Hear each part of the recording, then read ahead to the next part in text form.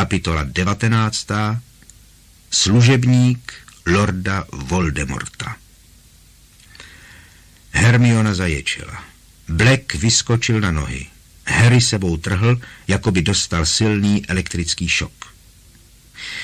Tohle jsem našel u kmene vrby mládičky, oznámil Snape, odhodil plášť stranou a byl na pozoru, aby svou hůlkou nepřestal mířit Lupinovi na hruď. Velice užitečné. Děkuji vám, Potre. Snape sice trochu popadal dech, tvář mu však zářila potlačovaným triumfem. Možná zrovna přemýšlíte o tom, jak jsem se dozvěděl, že jste tady. Pokračoval a oči mu svítily. Právě jsem byl ve tvé pracovně, Lupíne. Zapomněl jsi dnes večer vypít svůj lektvar. Tak jsem ti tam jeden pohár donesl. A bylo opravdu štěstí, že jsem to udělal. Chci říct štěstí pro mě. Na tvém pracovním stole leží jistý plánek. Jediný pohled na něj mi prozradil vše, co jsem potřeboval vědět. Viděl jsem, jak běžíš touhle chodbou a pak ses mi ztratil z očí. Severusy, začal Lupín, ale Snape ho zarazil. Znovu a znovu jsem řediteli opakoval, že svému starému kumpánovi Blackovi pomáháš získat přístup do hradu, Lupíne. A teď jsem získal důkaz. Ani mě by ve snu nebylo napadlo, že budeš mít tu drzost a použiješ téhle staré chýše jako svého úkrytu. Mýlíš se, Severusy, přesvědčoval ho naléhavě Lupín. Ještě si neslyšel všechno, můžu ti to vysvětlit. Sirius sem nepřišel zabít Harryho. Azkaban dnes v noci dostane hned 2 nové vězně. Pochvaloval si Snape, jehož oči se teď fanaticky leskly. Jsem moc zvědavý, jak se s tím vším vyrovná Brumbál. Byl totiž pevně přesvědčen, že jsi neškodný, Lupíne. Považoval tě za krotkého vlkodlaka. Ty idiote, přerušil ho tiše Lupín. Je pro tebe snad dávný školní kanadský žartík dostatečným důvodem, abys poslal nevinného člověka zpět do Azkabánu. Prásk. Z konce Snapeovy hůlky vystřelili tenké hadovité provazce a omotali se Lupinovi kolem úst, zápěstí a kotníků. Lupin ztratil rovnováhu a svalil se na podlahu, kde zůstal ležet, neschopen pohybu. Black se vzteklým výkřikem vyrazil ke Snapeovi. Snape mu však namířil hůlku přímo mezi oči. Dej mi jedinou záminku, zašeptal. Dej mi jedinou záminku to udělat a přísahám, že to doopravdy udělám. Black se na místě zarazil. Nebylo možné odhadnout, v čí tváři se zračí větší nenávist. Harry stál ochromen na místě a nevěděl, co dělat ani komu věřit. Ohlédl se po Ronovi a Hermioně. Ron vypadal stejně zmateně jako on sám a stále ještě se potýkal s prašivkou, která se snažila vykroutit z jeho sevření. Hermione však nejistě postoupila o krok ke Snapeovi a téměř bez dechu prohlásila. Pane profesore, vždyť přece by nijak neuškodilo poslechnout si, co nám chtějí říct, nemyslíte? Slečno Grangerová, už teď je velice pravděpodobné, že budete z této školy vyloučena, vyjel na ní Snape. Spolu s Potterem a Weasleym jste se nedovoleně vzdálili ze školní budovy a nacházíte se ve společnosti usvědčeného vraha a vlkodlaka. Tak aspoň jednou v životě držte jazyk za zuby. Jestli doopravdy došlo k omylu, drž hubu, ty náno pitomá, zařval Snape, který vážně vypadal, že mu přeskočilo. Nemluv o něčem, čemu nerozumíš. Z konce hůlky, kterou dosud mířil Blackovi do obličeje, vylétlo několik jisker. Hermiona zmlkla. Pomsta je neobyčejně sladká věc, zasyčel Snape na Blacka. Jak já doufal, že to budu právě já, kdo tě chytí. Zase to budeš ty, komu se budou nakonec smát, Severusy, zavrčel Black. Pokud dovolíš, aby tenhle chlapec, kývl hlavou směrem k Ronovi, odnesl nahoru do hradu svou krysu, půjdu bez odporu. Nahoru do hradu? Protáhl měkce Snape. Nemyslím, že budeme muset chodit tak daleko. Úplně bude stačit, když zavolám mozkomory, jakmile pod vrbou vylezeme ven. Moc rádi tě zase uvidí, Blacku. Troufám si předpovědět, že ti ze samé radosti dají malé políbení. Z Blackovy tváře se vytratily poslední zbytečky barvy. Musíš mě vyslechnout, zachroptil. Ta krysa. Podívej se na tu krysu. Ve Snapeových očích se však objevil takový záblesk nepříčetnosti, jaký v nich Harry dosud neviděl. Zdálo se, že zdravý rozum ho zcela opustil.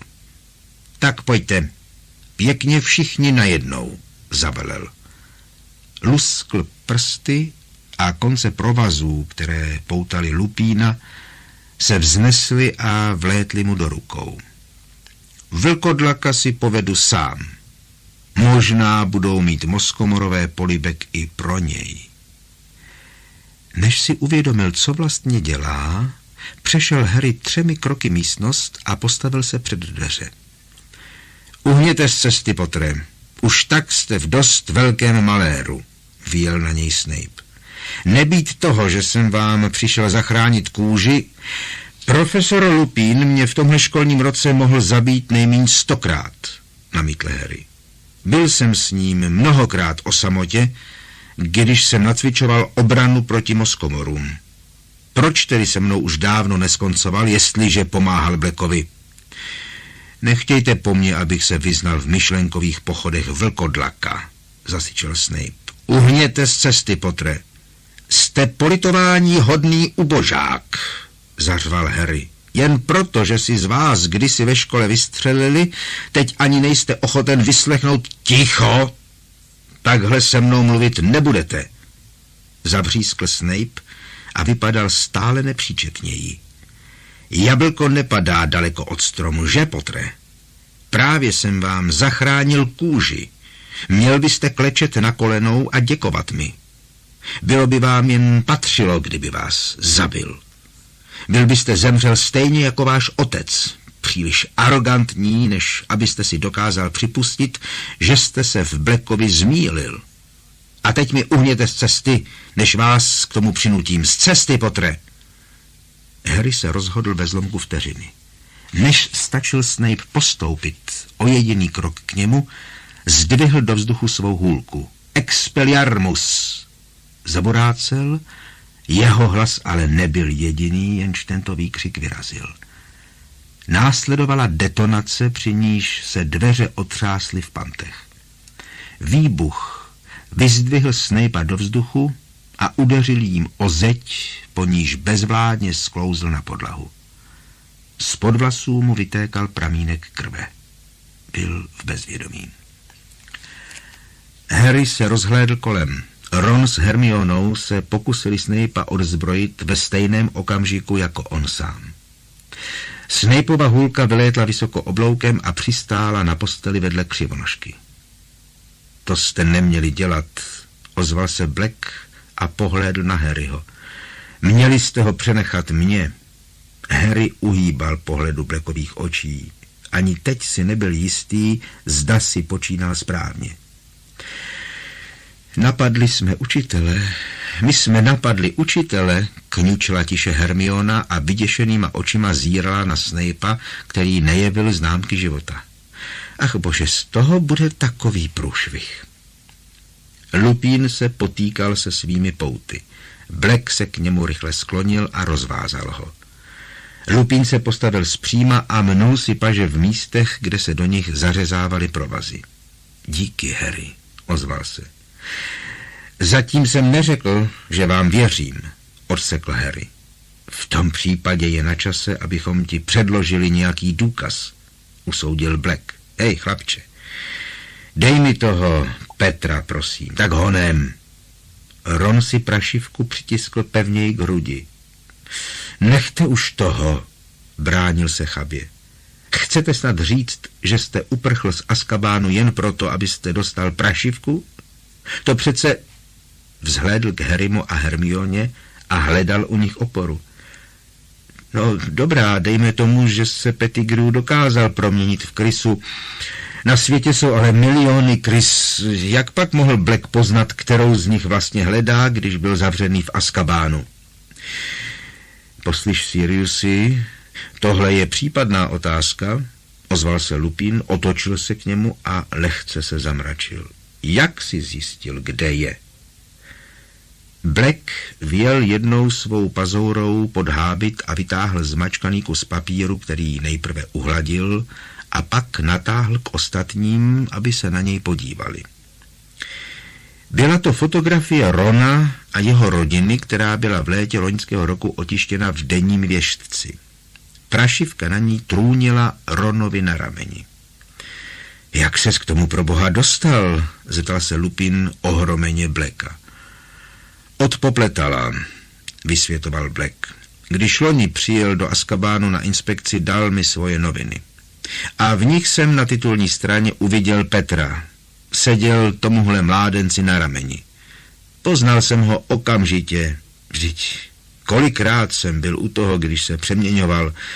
A v průvodním textu se říkalo, že se ten mládenec bude vracet do Bradavic. Tam byl i Harry. Bože můj, zašeptal Lupin a těkal pohledem od prašivky k novinové fotografii a zase zpět.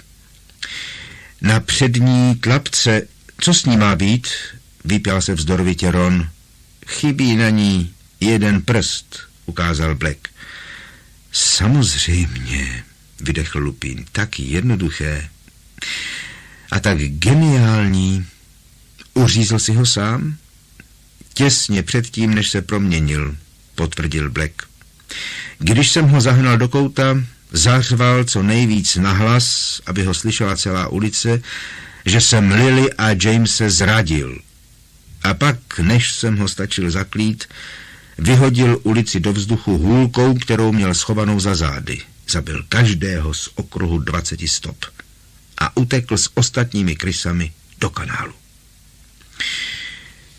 Co pak si to nikdy neslyšel, Rone? Vložil se do řeči Lupin. Největší kus, který z Petra našli, byl jeho prst.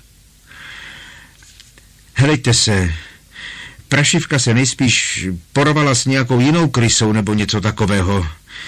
Je v naší rodině odjak živá, od té doby, co přesněji řečeno 12 let, doplnil ho Lupin. Nikdy ses nezamyslel nad tím, jak je možné, že se dožívá tak vysokého věku? No, dobře jsme se o ní starali, prohlásil Ron. Teď zrovna ale nevypadá nejlíp, co říkáš, ušklíbil se Lupin. Vsadil bych se, že prašivka Petr hubne od té doby, co se doslechl, že Sirius je zase na svobodě. Má strach z toho poděsa, z toho šíleného kocoura, žaloval Ron a kývl směrem ke Křivonoškovi, který spokojeně předl na posteli. Harry si však náhle uvědomil, že to není tak úplně pravda. Prašivka vypadala nemocně ještě předtím, než se setkala s Křivonoškou. Od té doby, co se Ron vrátil z Egypta. Od doby, kdy Black uprchl. Ten kocour vůbec není šílený, ozval se chraptivě Black. Natáhl kostnatou ruku a pohladil Křivonošku po chlupaté hlavě. Je to nejinteligentnější zvíře svého druhu, jaké jsem kdy potkal. Jakmile Petra uviděl, okamžitě poznal, co je zač. A když se setkal se mnou, bylo mu jasné, že nejsem pes. Chvíli mi trvalo, než jsem si získal jeho důvěru. Nakonec se mi však podařilo mu sdělit, co tady hledám, a on mi od té doby pomáhal. Jak to myslíte? Vydechla Hermiona. Pokoušel se mi Petra přinést, ale nepodařilo se mu to. Tak pro mě ukradl hesla opravňující ke vstupu do Nebelvírské věže. Pokud jsem ho správně pochopil, sebral je z nočního stolku jednoho kluka. Harryho mozek jako by byl drcen pod váhou toho, co slyšel. Bylo to absurdní. Přitom ale... Petr si ale domyslel, co se děje a vzal nohy na ramena, skřehotal Black. Tenhle kocour, říkali jste, že se jmenuje Křivonožka, mi prozradil, že po sobě nechal na povlečení krev. Nejspíš se sám pokousal. Konec konců, už jednou mu předstírání vlastní smrti vyšlo. Tahle slova probrala Harryho k plnému vědomí. Proč ale tenkrát svou smrt předstíral, vyjel rozhněvaně, protože věděl, že se ho chystáte zabít stejně, jako jste zabil mé rodiče. Ne, zarazil ho Lupin. Harry, a teď jste ho sem přišel dorazit. Ano, to jsem tedy přišel, přikývl Black a vrhl po prašivce nerudný pohled. V tom případě jsem měl Snape'a nechat, aby vás odvedl, zabědoval Harry. Harry, zasáhl opět spěšně Lupin. Co pak to nechápeš? Celou tu dobu jsme si mysleli, že Sirius zradil tvoje rodiče a Petr, že ho pak vystopoval, jenže ono to bylo úplně naopak, nevidíš? Petr zradil tvou matku a tvého otce a Sirius pak vystopoval Petra. To není pravda, rozkřikl se Harry. On byl strážcem jejich tajemství, sám to řekl, než jste se tady objevil. Přiznal, že je zabil. Ukazoval prstem na Blacka, který pomalu zavrtěl hlavou. Zapadlé oči mu náhle zazářily ohnivým jasem. Harry, poslyš, bylo to totéž, jako bych je doopravdy zabil já, skřehotal. Na poslední chvíli jsem Lily a Jamese přesvědčil, aby si místo mě vybrali Petra. Přesvědčil jsem je, aby místo mě udělali strážcem svého tajemství jeho. Můžu za to já a jsem si toho vědom. Té noci, kdy zemřeli, jsem se chtěl stavit u Petra a ujistit se, že je dosud v bezpečí. Když jsem ale dorazil do jeho skrýše, byl pryč. Nikde nebyla sebemenší známka nějakého zápasu. Nelíbilo se mi to. A měl jsem strach. Proto jsem okamžitě vyrazil k domu tvých rodičů. A když jsem viděl, že je jejich dům v troskách a našel jsem jejich těla, uvědomil jsem si, co Petr udělal. Co jsem já udělal. Hlas se mu zlomil. Odvrátil hlavu. To už by stačilo. Ozval se Lupin tak ocelovým hlasem, jaký od něj Harry dosud neslyšel. Existuje jeden spolehlivý způsob, jak prokázat, co se doopravdy stalo. Rone, dej mi tu krysu. Co s ní uděláte, jestli vám ji dám? Zeptal se Ron Lupina nervózně. Přinutíme ho, aby se nám ukázal, odpověděl Lupin. Pokud je jenom obyčejná krysa, pak jí to neublíží. Ron ještě chvíli váhal, než natáhl ruku s prašivkou. Jakmile si ji Lupin od něj vzal, prašivka začala bez přestání kričet, mrskala sebou a škubala a vyvalené oči jí div nevypadly z hlavy. Připraven, Siriusi? Zeptal se Lupin. Black si už z postele vzal volnou Snapeovu hůlku. Teď přistoupil k Lupinovi a ke vzpouzející se kryse a zvlhlé oči, jako by mu náhle v obličeji jasně zaplály. Společně? Zeptal se tiše. Asi to bude nejlepší.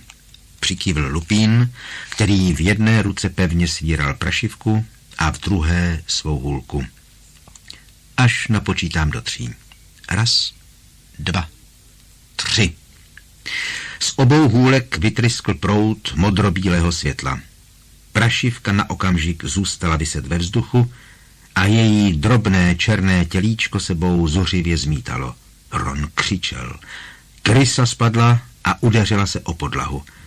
Vyšlehl další oslepující záblesk a pak bylo to jako sledovat zrychlený filmový záznam rostoucího stromu. Z podlahy vyrašila hlava, objevily se zárodky končetin a o chvíli později na místě, kde ležela prašivka, stál nějaký muž. Byl celý přikrčený a zoufale lomil rukama. Křivonožka na posteli vztekle prskal a vrčel a chlupy na hřbetě měl naježené. Byl to drobounký mužík, sotva větší než Harry a Hermiona. Řídké bezbarvé vlasy měl neupravené a na temeni se mu blýskala velká holá lisina. Působil o ním s cvrklým dojmem člověka, který byl ještě nedávno boubelatý, potom však v krátkém čase schodil podstatnou část své váhy. Kůži měl umouněnou skoro jako prašivka kožich a špičatým nosem a maličkýma vodnatýma očima i teď připomínal krysu. Rozhlédl se kolem sebe a postupně si všechny změřil pohledem. Dýchal přerývaně a mělce. Harry viděl, jak očima zalétl ke dveřím a zase zpět. No ne, nazdárek Petře, oslovil ho Lupin vlídně, jako by považoval za naprosto samozřejmé, že se v jeho blízkosti krysy proměňují v jeho bývalé spolužáky. To je let, co jsme se neviděli. Siriusi? Remusi? Dokonce i hlas měl Pettigrew pisklavý. Znovu zalétl očima ke dveřím. Kamarádi moji staří kamarádi. Rukavníž Black držel hůlku se vymrštila. Lupin však popadl Siriusen za zápěstí, vrhl po něm varovný pohled a poté znovu oslovil Pettigrewa lehkým konverzačním tónem. Zrovna jsme si tady, Petře, tak trochu povídali o tom, co se vlastně stalo té noci, když zemřeli Lily a James. Možná ti některé jemné rozdíly v našem rozhovoru unikly, když si tam na posteli pištěl a mlátil sebou. Nemusí.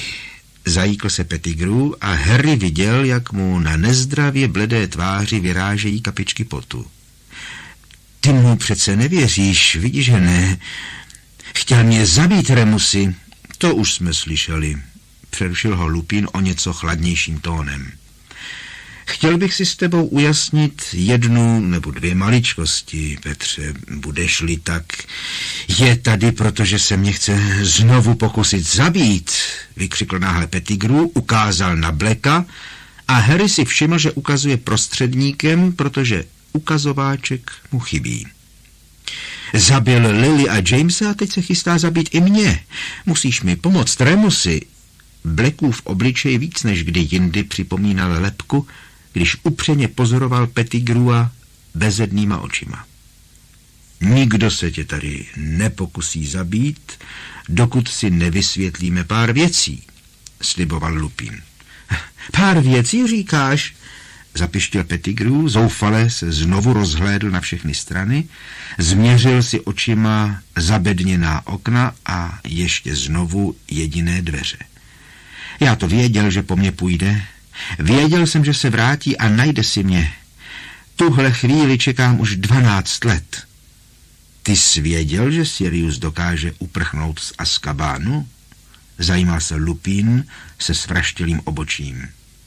Když to před ním ještě nikdy nikdo nedokázal, ovládá temné síly, o jakých se nám ostatním může jen zdát, ječel pronikavě Pettigrew. Jak jinak by se odtamtud mohl dostat? Předpokládám, že to byly nějaké triky, kterým ho naučil ten, jehož jméno nesmíme vyslovit. Black se rozesmál. Smál se děsivým, neradostným smíchem, který zaplnil celou místnost. Tak Voldemort mě měl učit svým trikům, chechtal se. Pettigrew sebou škubl a přikrčil se, jako by ho Black švihl bičem. Co je, bojíš se snad slyšet jméno svého někdejšího pána? dorážel na něj Black. Nemám ti to za zlé, Petře. Jeho přívržencům si moc velkou radost neudělal, co? Nevím, co tím myslíš, Siriusi, zahuhlal Pettigrew a odechoval ještě rychleji než předtím. Potom už se mu leskl celý obličej. Těch 12 let ses neschovával přede mnou, pokračoval Black. Schovával ses před někdejšími Voldemortovými přívrženci. Doslechl jsem se v Azkabanu různé věci, Petře. Všichni tě považují za mrtvého, protože kdybys nebyl mrtvý, musel by se s jim zodpovídat. Slyšel jsem je křičet ze spaní nejrůznější kletby. Jak to tak vypadá? Domnívají se, že univerzální zrádce zradil i je. Voldemort se k potrovím vypravil na základě tvých informací a právě tam ho čekal jeho neslavný konec. A zdaleka ne všichni Voldemortovi spřízněnci skončili v Azkabánu. Nemám snad pravdu? Pořád ještě je jich spousta na svobodě.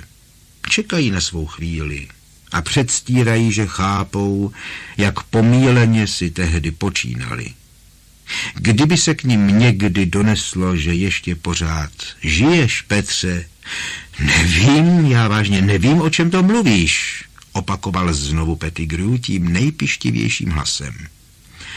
Otřel si obličej rukávem a vzhlédl k Lupínovi.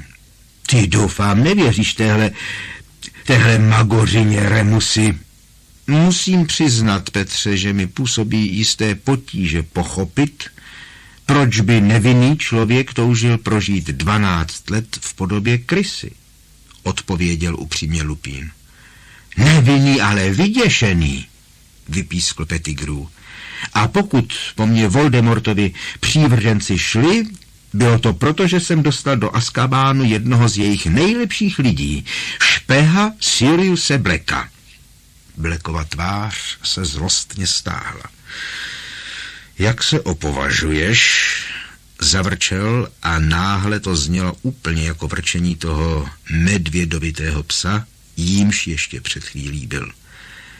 Jak se opovažuješ nazývat mě Voldemortovým špehem? Motal jsem se snad někdy potají kolem lidí, kteří byli silnější a mocnější než já? Za to ty, Petře, nikdy nepochopím, proč mi hned na začátku nedošlo, že tím špehem jsi ty. Vždycky si spotrpěl na vlivné přátele, kteří se o tebe dokázali postarat, že ano? A kdysi jsme jimi pro tebe byli i my, já a Remus a James. Pettigrew si znovu otřel obličej. Dýchal tak prudce, že málem sípěl. Já a špech? To se snad zbláznil nikdy. Nevím, jak něco takového můžeš... Lily a James tě učinili strážcem svého tajemství jen proto, že jsem jim to navrhl já. Zasyčel Black hlasem tak jeduplným, že Pettigrew bezděčně o krok ustoupil. Považoval jsem to za dokonalý plán, za blav. Byl jsem si jistý, že Voldemort půjde po mně, že ho ani ve snu nenapadne, že by mohli použít takového slabého a netalentovaného ubožáka jako si ty. Musel to být nejbáječnější okamžik celého tvého mizerného života, když si Voldemortovi říkal, že mu můžeš Potterovi vydat. Pettigrew si něco roztržitě mumlal pro sebe. Harry pochytil cosi jako o kolečko víc a straší mu ve věži. Potom jej ale upoutala popelavá barva Pettigrewova obličeje a jeho oči neustále těkající k oknům a ke dveřím. Pane profesore, ozvala se nesměle Hermiona, můžu něco říct? Samozřejmě, Hermiono, ujistil jí zdvořile Lupín. Totiž prašivka, nebo vlastně chci říct ten člověk, už 3 roky spí s Harrym v jedné ložnici. Pokud pracuje pro, vy víte koho, proč se ještě nikdy nepokusil Harrymu ublížit? To je ono, vykřikl ječivě Pettigrew a ukázal na Hermionu zmrzačenou rukou. Děkuju ti, slyšíš, Remusi? Nikdy jsem Harrymu neskřivil ani vlásek na hlavě. Proč asi? Já ti povím proč, odpověděl Black. Protože si nikdy v životě pro nikoho nic neudělal, pokud si v tom neviděl nějaký prospěch sám pro sebe. Voldemort se už 12 let někde skrývá a říká, že je napůl mrtvý.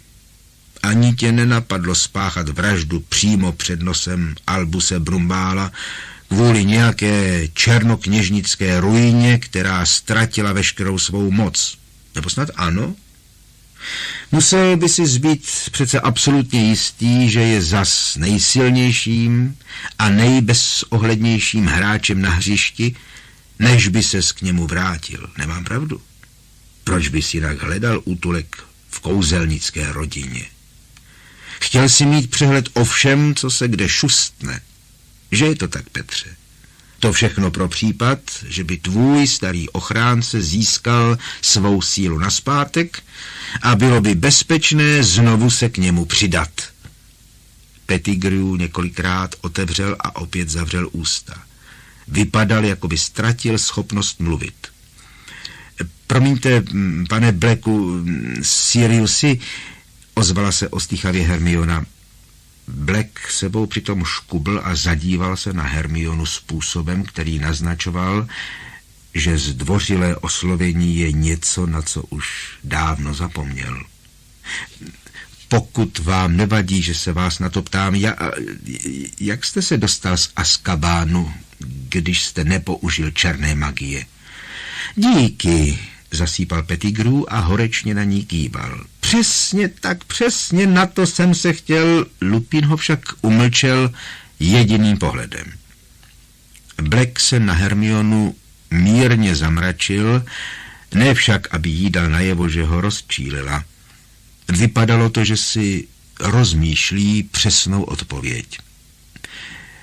Sám nevím, jak se mi to podařilo, začal rozvážně. Myslím, že jsem za celou tu dobu nepřišel o rozum jedině díky vědomí, že jsem nevinný. Nebyla to žádná šťastná představa, takže ji ze mě Moskomorové nemohli vysát. Udržovala mě ale při zdravém rozumu a pořád jsem věděl, kdo jsem. Pomáhala mi zůstat silným. A tak vždycky, když toho všeho na mě začalo být trochu moc, dokázal jsem se ve své celé proměnit ve psa. Abyste rozuměli, Moskomorové nemají zrak, polkl. Nacházejí k lidem cestu tak, že cítí jejich emoce. A když jsem byl psem, zaznamenali pokaždé, že moje pocity jsou méně lidské, méně složité. Přirozeně se domnívali, že ztrácím rozum jako všichni ostatní v Azkabánu, takže si s tím nedělali žádné starosti. Já jsem ale byl zesláblý, hrozně zesláblý, a bez hůlky jsem neměl naději, že bych je dokázal odehnat. Tak jsem ale na té fotografii uviděl Petra. Uvědomil jsem si, že je v Bradavicích s Harrym. Měl perfektní výchozí postavení k útoku, jakmile by se k němu donesl první signál, že mocnosti zla znovu nabývají na síle. Pettigrew vrtěl hlavou a nehlasně cosi mumlal, neustále však přitom zíral na Blacka jako hypnotizovaný. Připraven udeřit ihned, jakmile by si byl jist svými spojenci a přinést jim jako dar posledního potra. Kdyby jim dal Harryho, kdo by se ho opovážil obvinit, že zradil lorda Voldemorta? Uvítali by ho znovu mezi sebou, a to s nejvyššími poctami. Takže, jak vidíte, musel jsem něco podniknout. Byl jsem jediný, kdo věděl, že Petr žije. Harry si vzpomněl, co říkal pan Weasley paní Weasleyové. Strážní říkají, že mluví ze spaní. opakuje pořád tatáž slova. Je v Bradavicích. Bylo to, jako by mi někdo uvnitř hlavy zapálil oheň, který Moskomorové prostě nedokázali uhasit. Nebyl to šťastný pocit, byla to posedlost. Ale dodávalo mi to sílu, projasňovalo mi to myšlenky. Takže jednoho dne večer, když Moskomorové otevřeli dveře mé cely, aby mi donesli jídlo, jsem kolem nich proklouzl ve své psí podobě. Vycítit zvířecí emoce je pro ně o tolik složitější, že je to zmátlo. Byl jsem hubený, hrozně hubený, tak hubený, že jsem se dokázal protlačit mezi mřížemi. Ve své psí podobě jsem doplaval zpátky na pevninu. Vydal jsem se severním směrem a jako pes jsem nepozorovaně pronikl na bradavické pozemky. Od té doby se schovávám tady, v zapovězeném lese. Ven jsem chodil jen, když jsem se šel podívat na Fanferpál. Samozřejmě, umíš létat zrovna tak dobře, jako uměl tvůj otec Harry. Podíval se na Harryho, který tentokrát neodvrátil oči. Věř mi, zachrapal Black. Musíš mi věřit. Nikdy jsem Lily a Jamese nezradil. Byl bych raději zemřel, než abych je zradil. A konečně mu Harry uvěřil. S hrdlem staženým tak úzce, že nebyl schopen promluvit, pouze přikývl. Ne.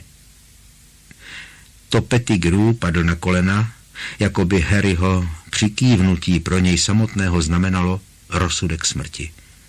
Po kolenou se sunul kupředu. Tloukl hlavou o zem a ruce měl před sebou sepjaté jako k modlitbě. Siriusi, to jsem já, Petr, tvůj kamarád. Přece bys Black ho nakopl a Pettigrew se schoulil do klubíčka.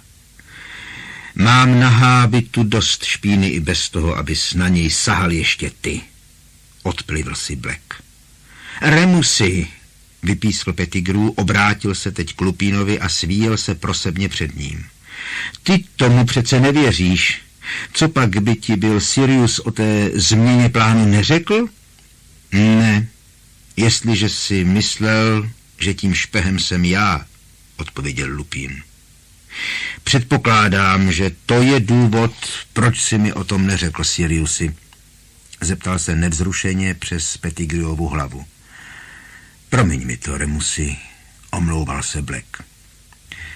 Velice rád, tichošlápku, starý příteli, usmál se Lupín a začal si vyhrnovat rukávy. A promineš zase ty mě, že jsem za toho špeha považoval tebe. Samozřejmě, ujistil ho Black a po vyzáblé tváři se mu na okamžik myhl šklebivý úsměv. Také on si začal vyhrnovat rukávy.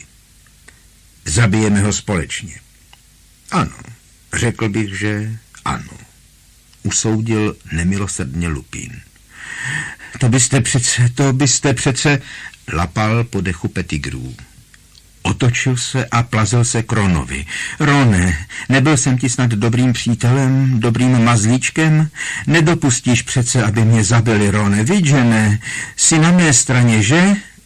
Ron však na Pettigrewa shlížel s výrazem nejhlubšího odporu. A tebe jsem nechával spát u sebe v posteli, otřásl se. Jsi hodný chlapec, hodný páníček, plazil se Pettigrew k Ronovi. Nedovolíš přece, aby to udělali. Byl jsem tvoje krysa, hodná a mazlivá. Pokud se slíp osvědčil jako krysa než jako člověk, není to zrovna něco, čím by se směl chlubit, Petře, konstatoval drsně Black. Ron, který ještě víc zbledl bolestí, vytrhl zlomenou nohu z Pettigrewova sevření.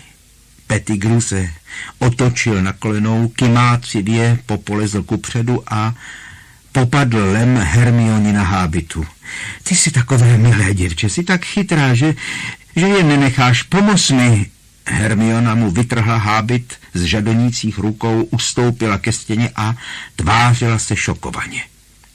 Pettigrew klečel, neovladatelně se třásl a pomalu otočil hlavu k Harrymu.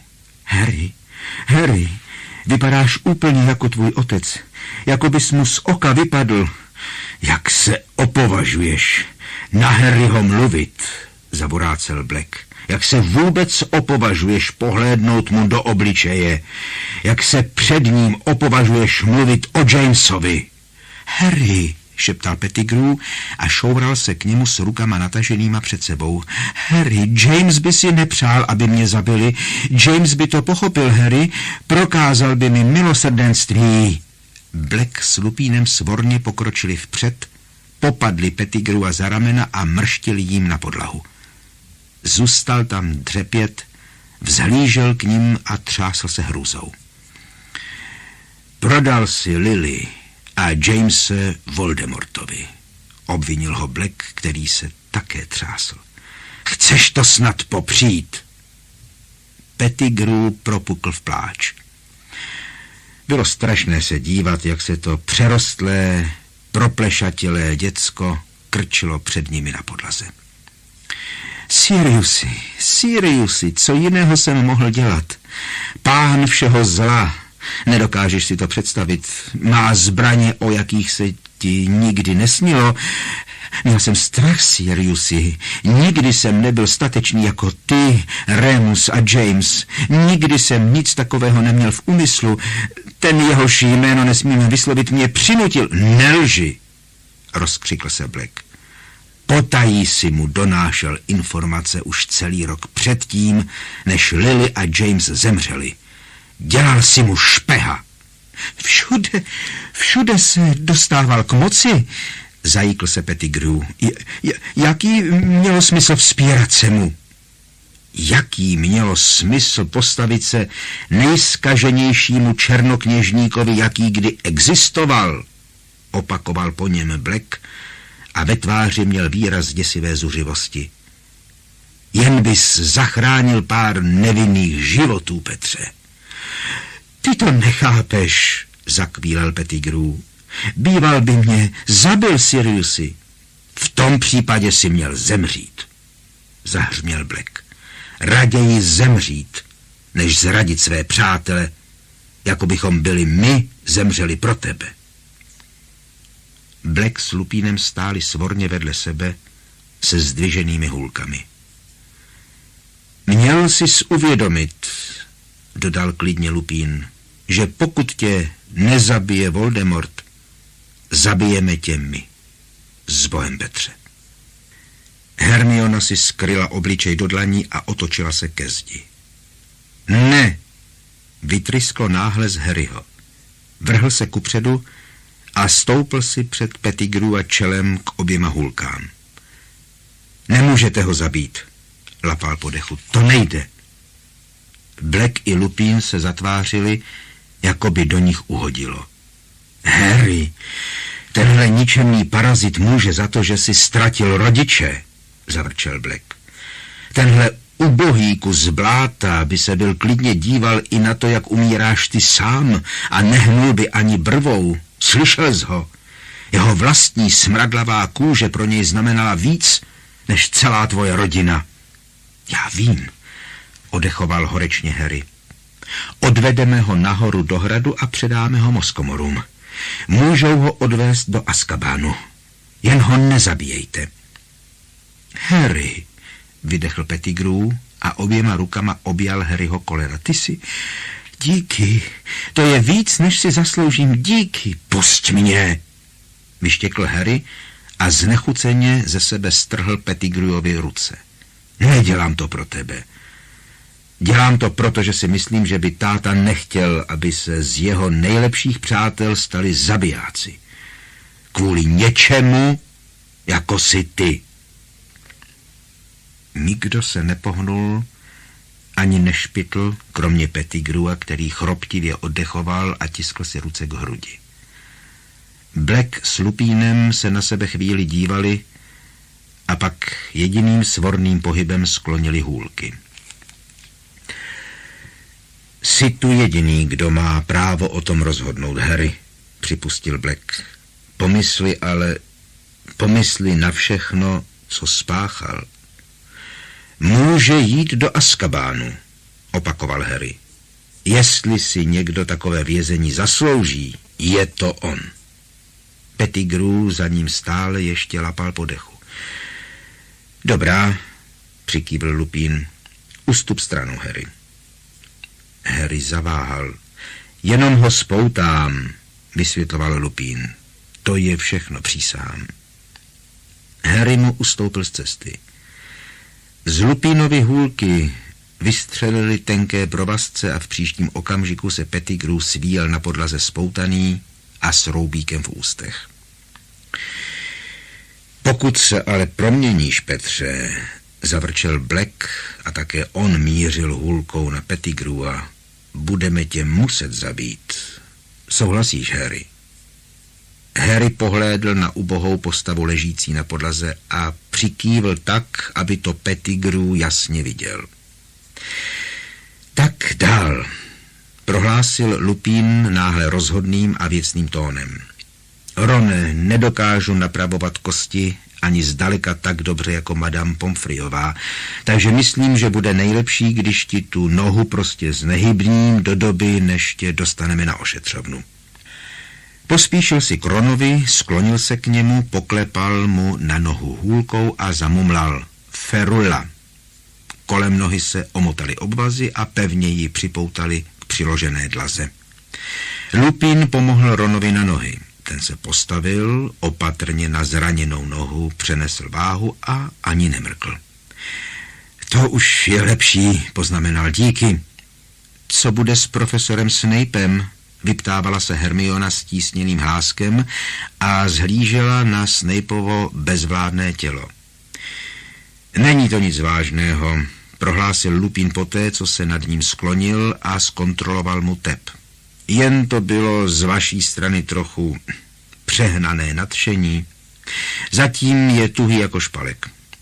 Možná bude nejlepší, když ho nebudeme probírat k životu, dokud se s ním nedostaneme do bezpečí v hradu. Můžeme ho tam dopravit takhle, zamumlal Mobilicorpus, jako by měl kolem zápěstí, krku a kolen uvázané neviditelné provazy. Snape'a to vzpřímilo. Protože hlava mu ošklivě klinkala ze strany na stranu, vypadal jako groteskní loutka. Vznášel se pár čísel nad zemí a bezvládné nohy mu visely ve vzduchu. Lupin zvedl neviditelný plášť a uložil jej do bezpečí jedné ze svých kapes. A teď by se dva z nás měli připoutat k tomuhle, poznamenal Black a šťouchl palcem u nohy do Pettigrewa. Jen pro úplnou jistotu. Já se připoutám, prohlásil Lupin. A já taky, přidal se tvrdě Ron a kulhavě postoupil kupředu. Black odkud si z čistého vzduchu vyčaroval masivní okovy. Zakrátko Pettigrew zas vzpřímeně stál, levou paži připoutanou k Lupinově pravé a pravou k Ronově levé paži. Ronova tvář byla jako vytesaná z kamene. Vypadal, že prašivčinu skutečnou totožnost chápe jako osobní urážku. Křivonožka lehce seskočil z postele a jako první vyšel z místnosti ven. Kartáčovitý ocas držel furiansky zdvižený.